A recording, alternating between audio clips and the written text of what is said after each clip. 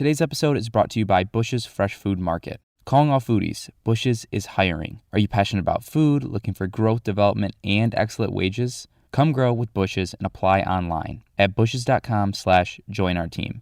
That's Bush's, BUSCHS.com/join our team. From the Detroit Free Press, I'm Kayla Cockrell with today's Free Press Voice Briefing.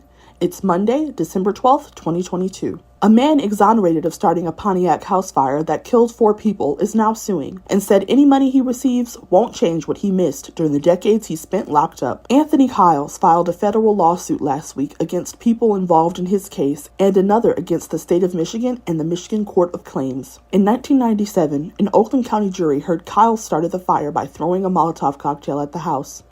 3 children and their father died in the fire. The jury convicted Kiles on 4 counts of second-degree murder, and a judge sentenced him to life in prison. He is seeking $1.25 million for the nearly 25 years he spent in prison under the state's Wrongful Imprisonment Compensation Act. Kiles, 54, was freed from prison in October. His federal lawsuit is against law enforcement who investigated his case, the prosecutor at trial, a key witness who told jurors he saw Kiles start the fire and then later recanted, the city of Pontiac, and Oakland County. Kiles said during the years he spent in prison, he divorced, missed the opportunity to raise his children, and both his parents passed away. He told the Free Press he got his driver's license, a minivan, and has been interviewing for a job. Kiles also said he is in the process of getting his passport so he can take an international trip, somewhere far away and warm. I'm trying to rebuild my life, Kiles says, and I'm taking it day by day and piece by piece. Ford sent out an email to retirement-eligible salaried employees in September with a warning and a bit of advice about retiring this year to maximize a lump sum pension payment. The company confirmed Wednesday that approximately 1,000 employees elected to retire by the December 1st deadline. The Ford Note subject line, important information regarding your pension, pointed out that anyone who is considering retiring and opting for a lump sum payment needs to look at the numbers. Rising interest rates in 2022 will trigger a significant drop in the potential payout for those who choose the lump sum pension option next year. The lump sum for 2023, according to the Ford memo, would decrease by an estimated 20 to 25% relative to the lump sum values that Ford employees would get if they took it in 2022. So for example, if someone is looking for a $500,000 lump sum payout in 2022, the loss in 2023 could be in the range of $100,000 to $125,000. Retirees who opt for the traditional monthly pension wouldn't see a change based on higher interest rates or inflation. Many pensions don't include the cost of living adjustments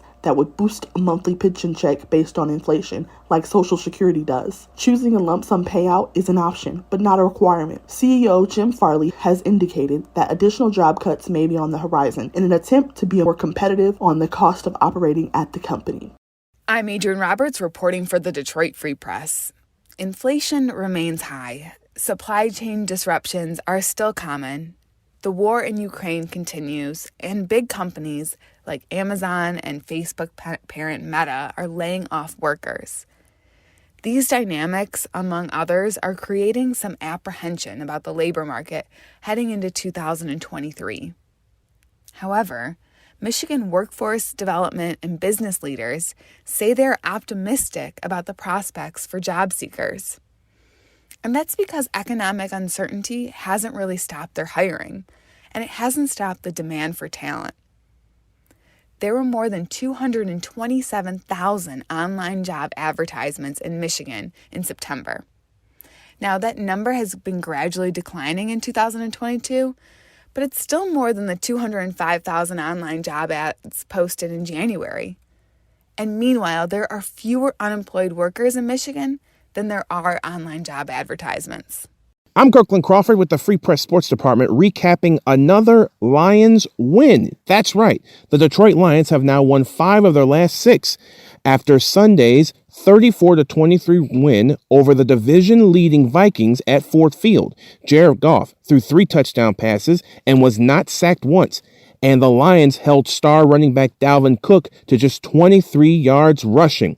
Detroit is now basically a game and a half out of a playoff spot, but it's still win-out territory for the Honolulu Blue and Silver. The Lions travel this coming week to New Jersey to take on the New York Jets, who play a lot like the Lions, run the ball, play good defense, and don't make mistakes. And the Jets are coached by Dearborn native Robert Saleh. We'll see if the Lions can keep things rolling next week in New Jersey. For more stories from Detroit Free Press, be sure to check out freep.com.